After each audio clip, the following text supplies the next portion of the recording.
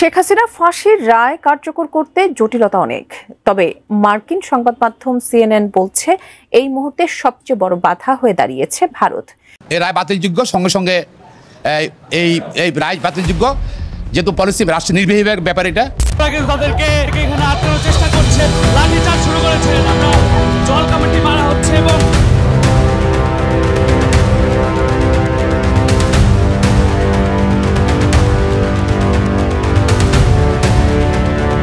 একদিকে শেখ হাসিনার মিথ্যা মামলার রায় বাতিল করার জন্য এবার মাঠে নেমেছেন আওয়ামী লীগের আইনজীবীরা। সেই সাথে বাংলাদেশের শিক্ষার্থীরা এবার দুই উপদেষ্টার পদত্যাগ চেয়ে মাঠে নেমেছেন ছাত্ররা, যা ভিডিওটিতে দেখাই যাচ্ছে। ধীরে ধীরে বাংলাদেশের মানুষ এখন বুঝতে পারছেন যে এই ক্ষমতাচ্যুত শেখ হাসিনাকে পরিকল্পিতভাবেই মাস্টার ডিজাইন করে এই দেশ থেকে তাড়িয়ে দেওয়া হয়েছে।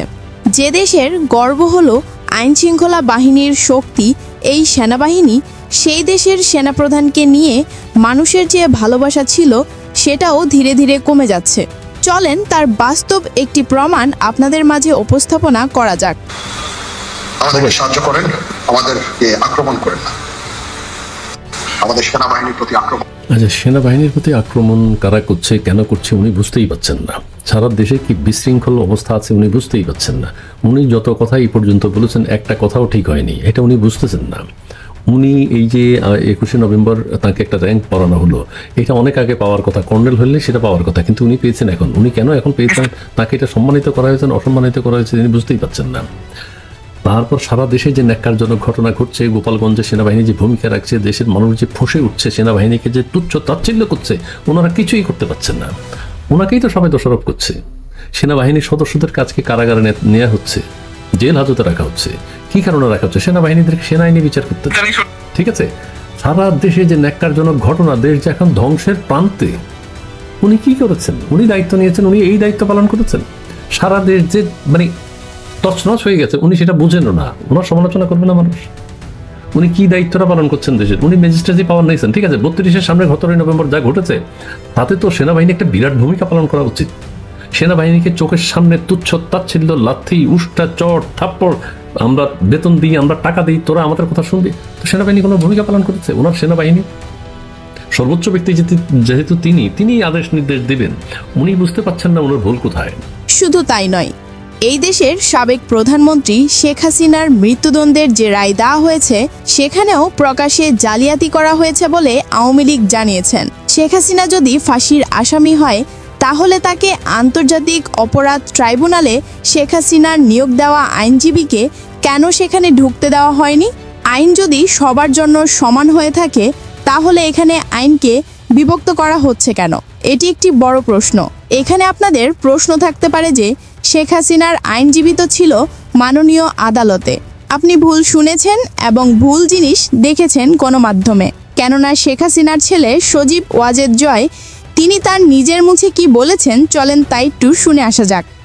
তারা একজন জাজ বসিয়েছে যে কোনোদিন কোনো বেঞ্চে বসে নাই, তিনি আমার মার বিরুদ্ধে বাজে কথা বলেছেন।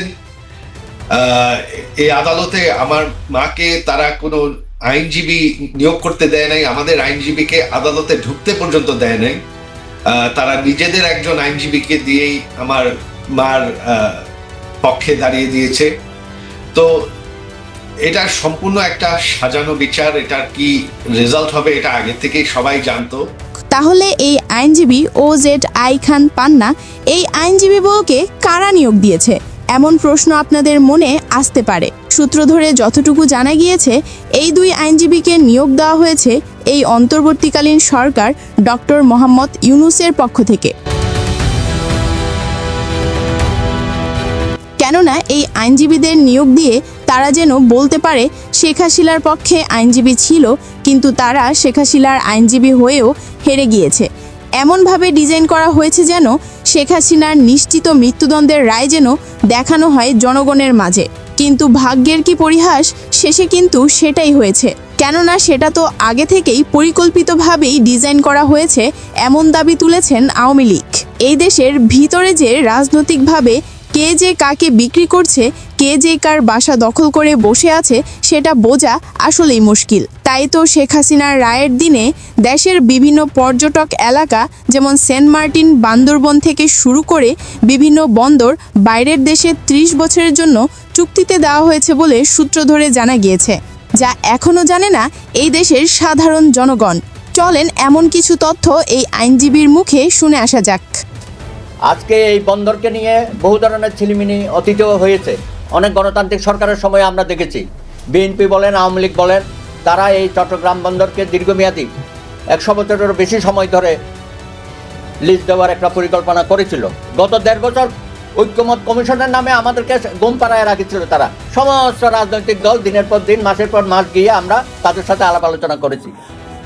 ঐক্যমতের মধ্যে রাজনৈতিক দলগুলো আমরা কাছাকাছি এসেছি, খুবই ভালো, এটা একটা ভালো পরিবেশ ছিল। কিন্তু আমাদেরকে ওখানে ব্যস্ত রেখে ভিতরে এইসব কর্মকাণ্ড করছেন, আর আপনি কারণে অকারণে বিদেশ সফর যাচ্ছেন, আর আয়সা বলছেন যে বিরাট বিরাট পুঁজি আসতেছে। কই জাপান থেকে কোনো পুঁজি পেয়েছেন এর মধ্যে? কিন্তু আয়সা গালবরা বুলি করলেন, এইখানে যাচ্ছেন, ওখানে যাচ্ছেন, লন্ডনে গিয়ে বললেন যে ওখানে বিভিন্ন ধরনের ডিল করবেন, পরে দেখা গেল যে না, ওটা একটা ব্যক্তিগত সফর ছিল। আরে ভাই, গত 17 বছর তো এগুলো আমরা দেখেছি। দুর্যোগের মধ্যেই আমরা আছি, দেশে সারাক্ষণে কখন কি হয়। এর মধ্যে ইউনূস সাহেব এক একটা দুর্যোগ এক এক সময় লাগিয়ে দিচ্ছে আমাদের উপর। এত কিছু শোনার পর আপনি কি মনে করেন এই শেখ হাসিনা আসলেই খারাপ ছিল, নাকি তাকে এই দেশের মানুষের সামনে এই ছাত্র জনতারা মিলে খারাপ বানিয়েছে? সেই সাথে এই সেনাপ্রধানকে খারাপভাবে মানুষের সামনে লেলিয়ে দিয়ে দেশটা ধ্বংসের দিকে যাচ্ছে কিনা এই বিষয়ে আপনার মূল্যবান মতামত জানিয়ে দিতে পারেন। সেই সাথে ধীরে ধীরে ছাত্রদের দল জাতীয় নাগরিক পার্টি এনসিপির গুমর ফাঁস করছেন এই সাবেক এনসিপির নেত্রী নীলা ইসরাফিল। আপনি আগে ছিলেন বেড়ার ঘরে, এখন আপনি গুলশানে আলিশান বাসায় থাকেন, গাড়িতে চড়েন। আপনার গাড়ি আগে কোথায় ছিল? আপনি কোন সাহসে থানায় গিয়ে আসামিকে ছাড়িয়ে নিয়ে?